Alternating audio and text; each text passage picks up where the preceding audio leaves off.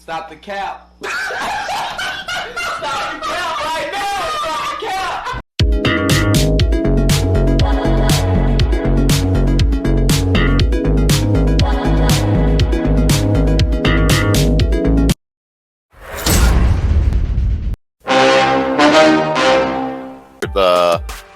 The Netflix series Adolescence, but what was most pressing is that they did a 52 fake out and then tried to tarnish the young black male and make them the face of violence against women, because as I stated on Thursday, Adolescence is a series filmed in the UK and the antagonist is a young Caucasian male. That being said, let's get it cracking. So this is just a segment where they introduce, which I think this black kid is an actor. We're going to go through it again. We're going to listen to what he's saying. We're going to dissect his talking points, and we're going to watch how she tries to spin the narrative in real time. We're going to take this apart. Our next guest was just 12 years old. Detroit native Brian Campbell says he found himself drawn to the Manosphere at the height of the COVID pandemic. With schools closed, classes online, he says social media became his main form of human interaction, and it turned dark. Take a look. Yeah, in 2020, social media and video games.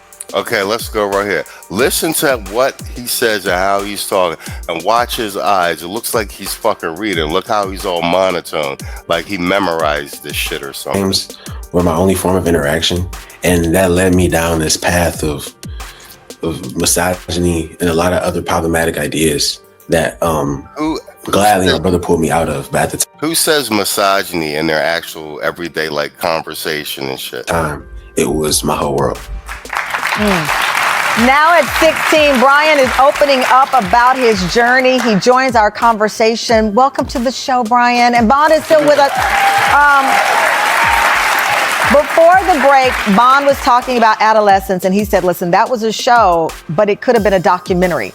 If it were a documentary, your story would fall in line. You talk about coming across content that was discussing high-valued man. And the content was supposed to be about building your confidence and how to become a... That's a shot at Kevin Samuels. High-valued man. It soon turned dark. What content started to come into your feed? Yeah, so for me, it went from like, be a high-value man. That's never negative, Right. Speak to your peers, like, be a leader, be nice, be understanding.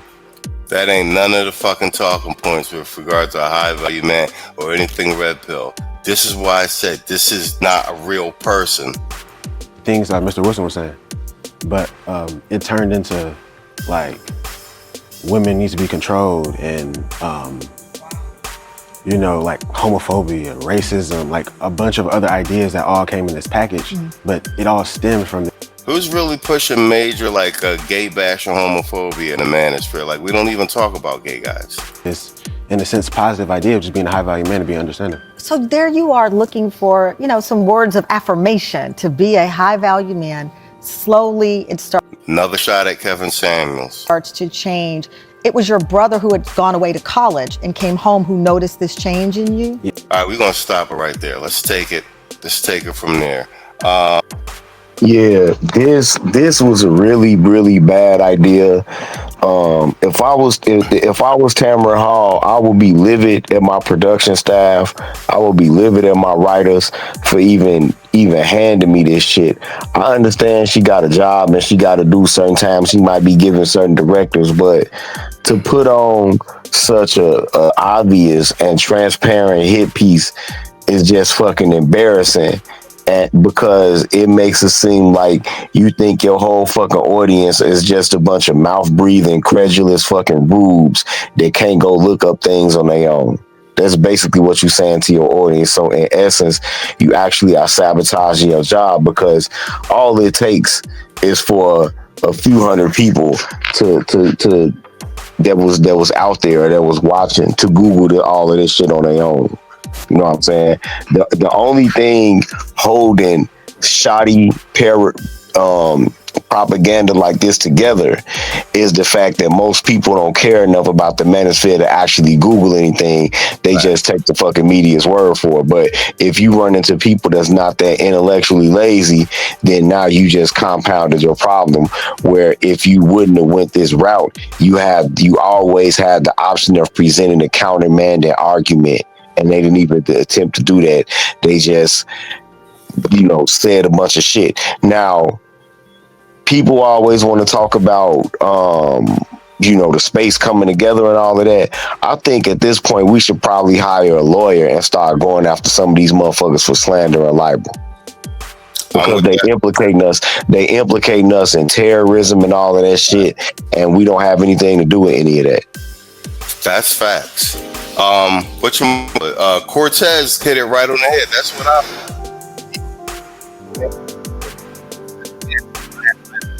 never heard a man say misogyny in real life, especially not a black man. Facts. This is a script. And then he said, no teenage boy says problematic. Yeah, bro. And exactly. Mr. O said, it looks like he's reading from a teleprompter. Exactly. But I've literally never heard no man say misogynistic or misogyny in real fucking life. That's always a chick. Never. Contractor, you want to piggyback on what Tito talking about?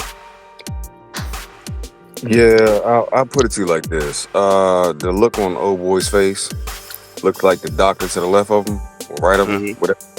Bad touched him. And he didn't. He don't want that no more. See, they'll say misogyny, but a bitch can't say misandry. Ain't that amazing? So, little buddy over there, he it's kind of obvious that we don't believe you. No. Yeah, because ain't none of what you're saying sound right, bro.